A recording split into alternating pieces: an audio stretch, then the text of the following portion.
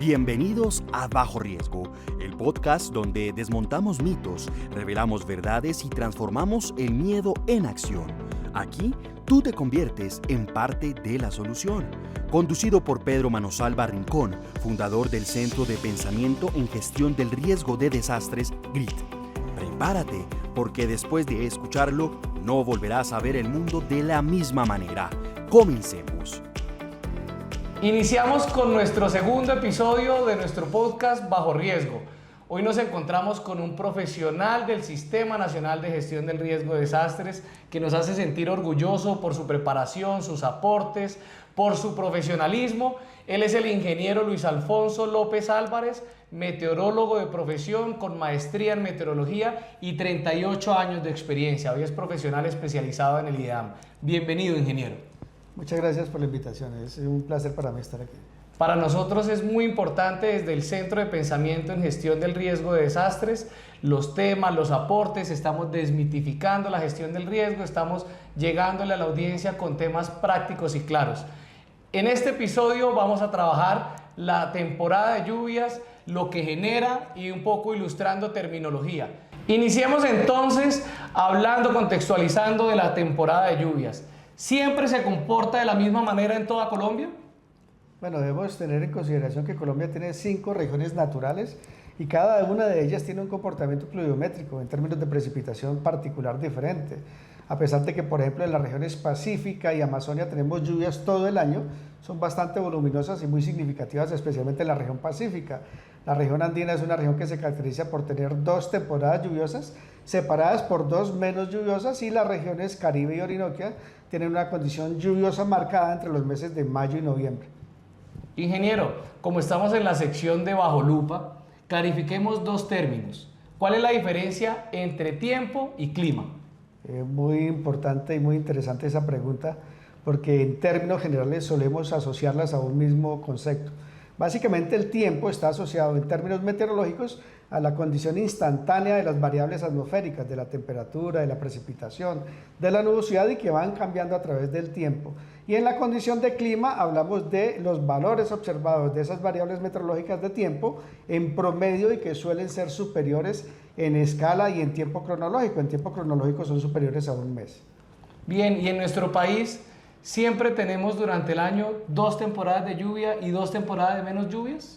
En la región andina sí es regular ese patrón climatológico, pero en las otras regiones tenemos un comportamiento monomodal. Para las regiones Caribe y Orinoquia una temporada mayormente lluviosa entre mayo y noviembre, y en las regiones Pacífica y Amazonia todo el año. No obstante, en el territorio nacional cualquier día del año puede tener alguna precipitación en cualquier sitio del país por las condiciones propias y dinámicas del día a día. Bueno, ¿y qué es eso del fenómeno de la niña? ¿Cómo explicarlo de manera clara, de manera precisa para nuestra audiencia? A gran escala es una condición de intercambio térmico entre 2 de los subsistemas climáticos de la Tierra. La hidrosfera, el océano Pacífico, que es el cuerpo de agua, la cuenca de agua más grande que tenemos en el planeta, y la atmósfera como tal sobre esa zona. Cuando la zona del centro del Océano Pacífico particularmente adquiere calor, intercambia energéticamente ese calor con la atmósfera y hace que ella se caliente. En ese momento, si persiste por 5 meses consecutivos ese calentamiento, lo damos asociado como un fenómeno de fase cálida, o que conocemos como el fenómeno del Niño. Dinámicamente lo que hace es absorber hacia el centro de la zona del Océano Pacífico viento de todo alrededor, de toda la zona, y eso hace que en Colombia particularmente el viento se mueva desde el noreste hacia el suroeste, desplazando o llevándose la humedad del territorio nacional para la zona del Pacífico. Y en contraste, la condición fría, la niña, es cuando se enfrían las aguas, y allí lo que pesa es columna de aire sobre el centro del Pacífico, desplazando mucha humedad hacia el territorio nacional, y favorece por supuesto el incremento de humedad y la probabilidad de ocurrencia de precipitaciones en el país. Ingeniero, hoy tenemos invitado a la institución, al INVIAS, para que hablemos un poco de cuáles son esas vías que se afectan, de cuál es la preparación que ellos tienen frente a la temporada de lluvias, la articulación con el sistema, y por eso preguntarte un poco, la temporada de lluvias, ¿qué eventos puede generar o cuáles son esos eventos principales asociados a esta temporada? Las condiciones lluviosas lo primero que hacen entonces es saturar el suelo. Primero, el depósito de agua líquida en la superficie hace que el suelo, la tierra absorba esa humedad, y en la medida que va recibiendo mayor cantidad de agua, mayor cantidad de precipitación, el suelo se satura y eso facilita que se incremente la amenaza por deslizamientos de tierra. Igualmente, el escurrimiento de las aguas hace que se incrementen los niveles de los ríos, de los cuerpos de agua, y favorece, por ejemplo, en la zona montañosa, la posibilidad de ocurrencia de crecientes súbitas, que son las precipitaciones intensas sobre una zona que hacen que ese cuerpo de agua se desborde en aguas abajo en la zona montañosa y genere esas condiciones, digamos, críticas en términos de instantes de tiempo. Además de eso, entonces, se va incrementando también la posibilidad de deslizamientos, de crecientes súbitas y también de inundaciones, particularmente en zonas llanas, por ejemplo, hacia la parte del Piemonte llanero y en la parte occidental de las regiones Orinoquia y Amazonia suele presentarse esa condición continua de inundaciones. Es precisamente eso que iba a preguntar, ¿qué emergencia o qué evento asociado es el que más recuerda frente a las alertas que ha podido generar el IDEAM, pero pues que no se han acatado por las autoridades locales o por la comunidad? En términos generales, y a pesar de que en el día a día no tenemos una limitación en cuanto a la ocurrencia de una amenaza por alerta, es decir, cualquier día del año podemos tener amenazas por crecientes súbitas o por precipitaciones intensas, o incluso a pesar de que en unas zonas tengamos lluvias, hay otras áreas en las cuales puede haber amenaza por incendios de la cobertura vegetal de origen natural, ¿no? Desconocemos o no tenemos aquí incluyendo la participación antrópica. En ese sentido, lo que se hace desde el IDEAM es monitorear las condiciones en el día a día y en el minuto a minuto para determinar cuáles son las áreas que tienen mayor posibilidad de afectación por alguno de estos fenómenos. La recomendación puntual entonces es estar atento a las emisiones que se hacen de los boletines en tiempo real para en alguna medida poder prevenir o mitigar, si es del caso, la afectación por algún fenómeno natural. Sí, hay que recordar que el IDEAM precisamente es una de las entidades de conocimiento del riesgo, que es uno de los procesos de la gestión del riesgo. Entonces, un poco en tema formativo, son 3 procesos de la gestión del riesgo: conocimiento del riesgo, reducción del riesgo y manejo del desastre. No obstante, nosotros todos estamos pendientes, independientemente del proceso en el que nos encontremos, de todas esas alertas que genera el IDEAM, pues que son valiosas para la toma de decisiones. Así lo deberían hacer los alcaldes, los gobernadores, que son los tomadores de decisiones, y por supuesto que la comunidad. Recordar, ingeniero, que la gestión del riesgo es una responsabilidad de todos, entonces es de responsabilidad de las entidades públicas, de las entidades del sector privado o las instituciones mejor, y de la comunidad. Por último, decirle que yo fui un afortunado en mi vida porque recién graduado, la primera entidad que me recibió a mí profesionalmente fue la Unidad Nacional para la Gestión del Riesgo de Desastres.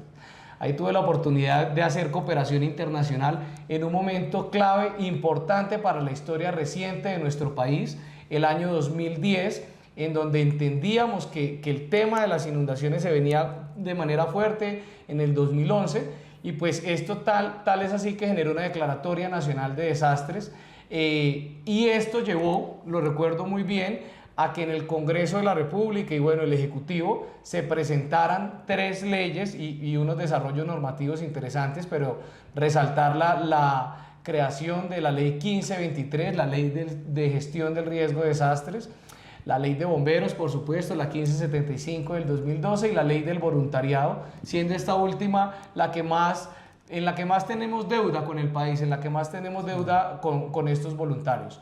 Pero precisando frente al tema de la emisión, que es de fuertes lluvias, un poco recordarle al país qué sucedió en ese momento, qué fue lo que llevó a que hubiera este desarrollo normativo en este año. Bueno, digamos que en términos naturales no hubo una situación anómala, porque hay probabilidad de condiciones de lluvias en todo el planeta y por supuesto aquí en Colombia, y los sistemas meteorológicos en ese momento estaban actuando naturalmente, solo que para el 2010 y el 2011 se juntaron o pusieron de su parte 2 sistemas que incrementaron la disponibilidad de humedad en la superficie y en la atmósfera y favorecieron el incremento significativo de las precipitaciones. En la gran escala, en la escala de variabilidad climática, había una condición fría en el Océano Pacífico, un fenómeno de la Niña, que incrementaba el aporte de humedad o el ingreso de humedad por el Pacífico al territorio nacional. pero adicionalmente hay otros fenómenos meteorológicos en la escala del tiempo, en el día a día, que por el desplazamiento o el movimiento del viento, el incremento de las temperaturas, favorecía también el incremento y la probabilidad de ocurrencia de precipitaciones puntuales y locales. Ello llevó a que tuviéramos hacia octubre y noviembre de 2010 condiciones lluviosas en amplios sectores del territorio nacional, particularmente la región andina, la región pacífica, amplios sectores de la región Caribe. No obstante, las regiones Orinoquia y Amazonia no tuvieron esa afectación. Fue una afectación bastante fuerte. No llegamos a recuperarnos por completo en el 2011, y en el 2011, si bien vino con menor intensidad, también vino una época en la cual se registraron precipitaciones. Como ya estábamos afectados por condiciones de lluvias y de inundaciones, deslizamientos del 2010, pues fue más severa la afectación para el año 2011. Perfecto. Y por último, ¿qué puedes recomendarle a esos alcaldes y gobernadores, tomadores de decisiones en región, frente a las alertas del IDEAM, frente a la meteorología, pues que es un tema que has trabajado durante 38 años? Claro, primero, por favor, estén atentos a los boletines que emite el IDEAM, porque primero es un objetivo misional de la entidad, suministrar información para toma de decisiones a nivel del Sistema Nacional de Gestión de Riesgo, pero que es muy importante, de vital importancia para las autoridades locales o departamentales. Acojan ese boletín, consúltenlo y estén pendientes de sus áreas de afectación en términos de las alertas vigentes o actuales, para que puedan en alguna medida mitigar la afectación o puedan hacer alguna gestión en términos de riesgo para evitar posibles daños y pérdidas de vidas. Agradecemos entonces tu participación, ingeniero Luis Alfonso López Álvarez. Te pedimos que nos acompañes, vamos a tener pues como invitado al INVIAS, vamos a contestar preguntas que ha hecho la comunidad. Recordarle que aquí siempre bienvenido al Centro de Pensamiento en Gestión del Riesgo de Desastres, que queremos seguir construyendo país y lo vamos a hacer así, de la mano de ustedes, de los expertos nacionales e internacionales, conversando, intercambiando experiencias, intercambiando saberes, y pues esta va a ser la tarea desde el Centro de Pensamiento de aquí en adelante. Entonces acompáñanos y bueno, dales un saludo o un mensaje para que sigamos trabajando en la gestión del riesgo de desastres. Sí, claro, digamos que un tema que debemos tener todos nosotros, todos los ciudadanos, todos los habitantes del planeta, si se quiere, es el compromiso nuestro con nosotros mismos, pero también con el entorno y sobre todo con la naturaleza. No debemos esperar a que los demás hagan para que nosotros podamos disfrutar del bienestar. Por ejemplo, el papel sencillo que tenemos, no depositarlo en el piso, sino guardarlo, ponerlo en el sitio que corresponde, y mucho de la actividad en términos de mitigación depende del actuar de cada uno de los seres humanos y particularmente pues de nosotros que estamos padeciendo las condiciones puntuales. Continuamos desde este podcast Bajo Riesgo, desde el Centro de Pensamiento en Gestión del Riesgo de Desastres. Nos encontramos con el ingeniero William Torres Becerra. Él es el subdirector de Gestión del Riesgo. Bienvenido, ingeniero. Un saludo a toda nuestra audiencia. Muchas gracias, buenas tardes y un saludo para toda la audiencia. Bueno, nosotros queremos iniciar preguntándote ¿cuáles son las principales vías en Colombia que se ven afectadas por la temporada de lluvias? Buenas, entonces al respecto, digamos que sí son varias vías o muchas vías que en este momento presentan afectación. Sin embargo, a través de los entes territoriales se logra mantener estas vías en funcionamiento. Y para destacar, vamos a hablar de 3 tramos principales que de verdad están bastante afectadas en este momento, que es la transversal Tribuga-Arauca en el sector de Quibdó-La Mansa. Esos son 98 kilómetros de afectación, y dada la afectación o los deslizamientos o los problemas que se están presentando en esta vía, se decretó hacer cierre nocturno, o sea, no se puede pasar en esta vía en las horas de la noche por lo que se puede presentar como deslizamiento. Entonces, eso se ha tomado esa decisión. Tenemos la troncal de Occidente, que es en Pasto, Nariño, que también tenemos bastante problemas, mucha afectación, o sea, bastante afectada la troncal. Y la otra que en este momento la podemos destacar como de gran afectación es la vía de Armenia-Montenegro-Alcalá en el departamento del Quindío. Digamos que esas son las de mayor, en este momento de mayor afectación. Tenemos vías afectadas en el departamento del Cauca, principalmente en Nariño, en el departamento de Norte Santander y Santander, tenemos también bastante afectación en el departamento de Boyacá. Digamos que esos son como los departamentos, pero como las vías, las que ya le nombré son las de mayor afectación en este momento. Ingeniero, y frente a eso, ¿cuáles son las principales obras o intervenciones que se han priorizado desde el INVIAS? Bueno, en este momento, digamos, para estas vías, digamos, se están tomando medidas inmediatas de emergencia, pero las intervenciones como subdirección del riesgo estamos llevando también en cosas puntuales que yo le puedo hablar porque las estamos interviniendo como tal, que corresponden a sectores principalmente como el puente Cocorná. No sé si habrán escuchado digamos que el puente como tal no está afectado aún, pero como el río Cocorná en este sector presenta gran fuerza en el puente, entonces se está viendo como, vuelvo y repito, no está afectada la estructura del puente afortunadamente, pero la socavación ha hecho que se destapen las estructuras sobre el cual está cimentado el puente, entonces estamos generando una obra de protección para ese punto en el puente Cocorná. En este momento es una obra que en su avance está más o menos en un 35% de estas obras de protección, con bastante dificultad, dadas las avenidas torrenciales que se presentan en el río. También tenemos la intervención en el kilómetro 58 de la vía Bogotá-Villavicencio. Ustedes saben también que esta vía ha presentado bastantes problemas, también ha estado siendo intervenida, la obra está prácticamente terminada en un viaducto que se hizo ahí nuevo. Tenemos la vía del Dagua, Logro Guerrero, en el departamento del Valle de Cauca. Allí encontramos 5 puntos críticos del deslizamiento y se está también interviniendo estos puntos críticos. Los avances de estas intervenciones van en un 76% aproximadamente. Se intervino recientemente la avenida Circunvalar en la isla de San Andrés, que por erosión marítima estaba comiéndose la vía, entonces hizo una intervención, también ya se está terminando, o digamos que las obras ya se terminaron y faltan pormenores para liquidar este proyecto. Otro proyecto que estamos adelantando es el proyecto de protección por erosión en el departamento del Magdalena, en el municipio de Salamina.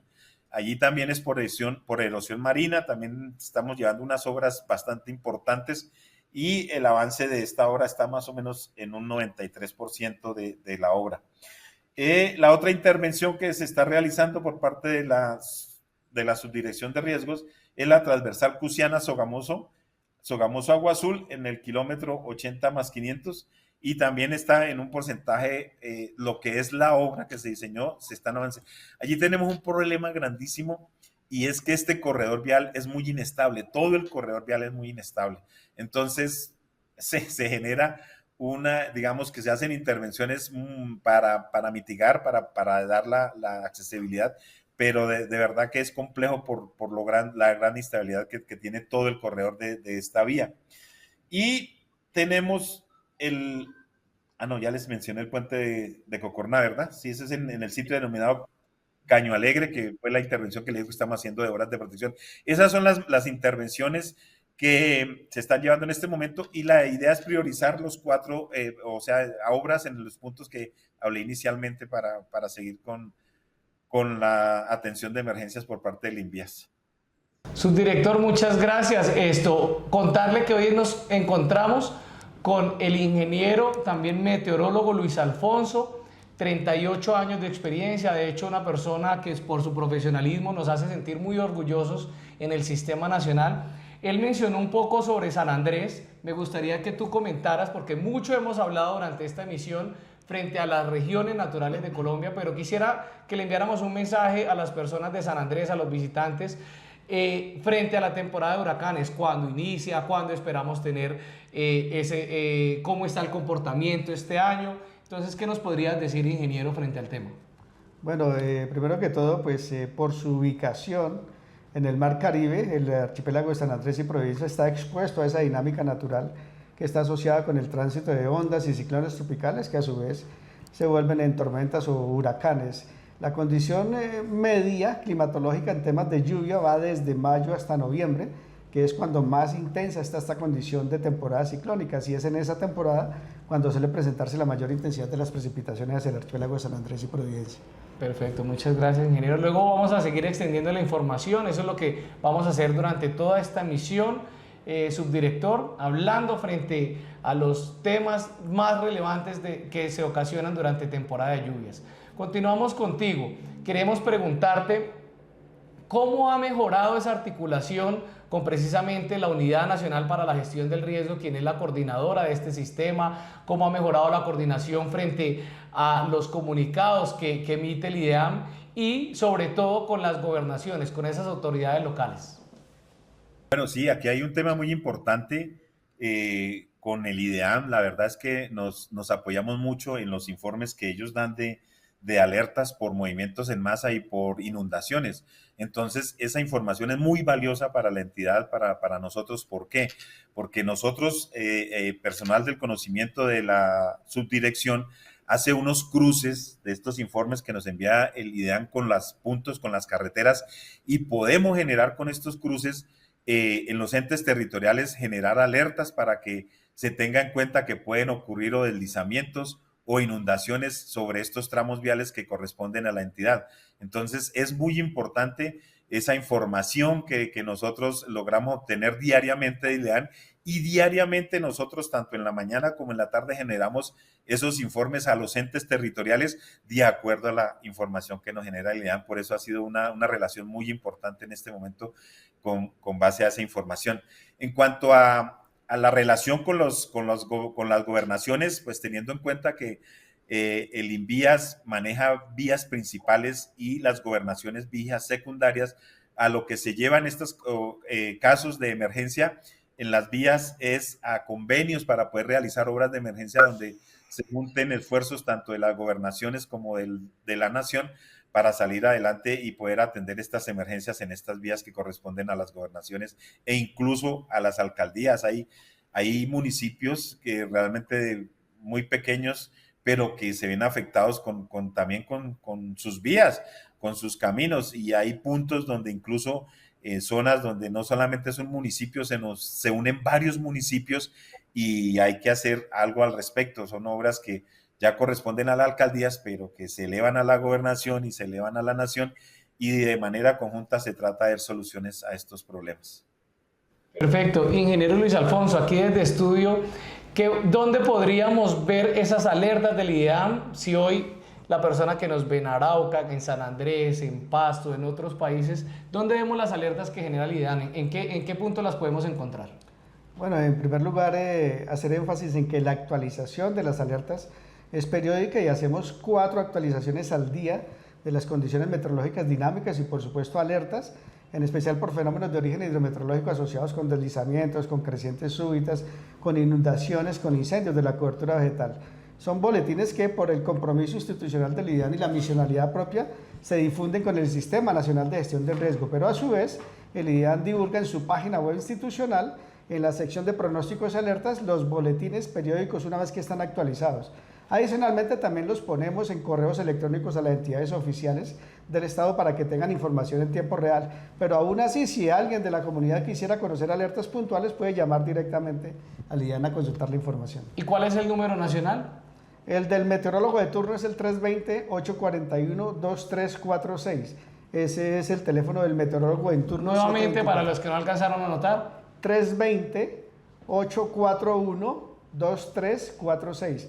Allí se da información muy puntual, muy precisa de las condiciones de pronóstico y el tiempo, y eventualmente de las alertas en tiempo real.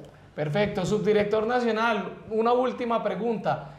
¿Qué recomendaciones tenemos para los colombianos, para esos visitantes nacionales e internacionales que disfrutan de nuestro país, no solamente en temporada de vacaciones, sino alrededor de todo el año? Sí, señor. Desde el INVIAS es muy importante recomendarle a la comunidad tener muy presente estos puntos donde se generan estos problemas. Hay veces que nosotros como comunidad no tenemos sentido de lo que es la prevención de emergencias, y hay cosas que ya están, por ejemplo, lo que estamos hablando aquí con con el doctor del IDEAM, pues hay zonas que están determinadas que aunque no haya pasado nada puede tener una condición de riesgo. Entonces, tener en cuenta las señalizaciones que se imparten en las vías, no violarlas, o sea, asumirlas porque imagínense violar una señalización, utilizar un tramo que está en una condición de riesgo, pues nos puede generar incluso hasta pérdidas humanas. Entonces, que respetemos las señalizaciones que se inculcan en estos sectores, se implementan en estos sectores de condiciones de riesgo sobre las vías nacionales, para que no tengamos, además de problemas en la vía, que de pronto pueden presentar problemas por pérdidas humanas. Entonces, que tengamos en cuenta la señalización que se imparten para las vías y respetemos estas señalizaciones. Bueno, estuvimos con el ingeniero William Torres Becerra. Él es el subdirector de gestión del riesgo de el INVIAS. Un saludo para el director nacional, subdirector, para todo su equipo de trabajo, todos los funcionarios y contratistas, que sabemos que sin ellos pues la labor del INVIAS no sería exitosa como el día de hoy. Un abrazo y hasta pronto. Mi nombre es Ana Carolina y quisiera saber por qué se forman los arroyos cuando llueve fuerte en Barranquilla. Desde el Centro de Pensamiento en Gestión del Riesgo de Desastres podemos decir que esa condición de Barranquilla frente a los arroyos se genera por dos causas principalmente. La primera, la temporada de lluvia se caracteriza por un periodo en donde hay mayor precipitación en un menor tiempo. Y segundo, la topografía específica de esos puntos pues nos lleva a pensar en zonas más empinadas que favorecen el desplazamiento de aguas rápidas. ¿Cuál es la razón de los constantes cierres de la vía Bogotá-Villavicencio que afectan gravemente la economía y la movilidad de los metenses? Lo primero que hay que decir frente a la vía del Llano es que es la cordillera más joven de las 3 cordilleras de Colombia. Lo segundo es que la pendiente la hace mucho más susceptible a estos deslizamientos. Tercero, hay una saturación del suelo producto de la acumulación de humedad. Y por último, si esa zona no tiene vegetación o no se estimula la vegetación, pues por supuesto que va a ser mucho más vulnerable. Bienvenidos a Bajo Riesgo, el podcast donde desmontamos mitos, revelamos verdades y transformamos el miedo en acción. Aquí tú te conviertes en parte de la solución. Conducido por Pedro Manosalva Rincón, fundador del Centro de Pensamiento en Gestión del Riesgo de Desastres, GRIT.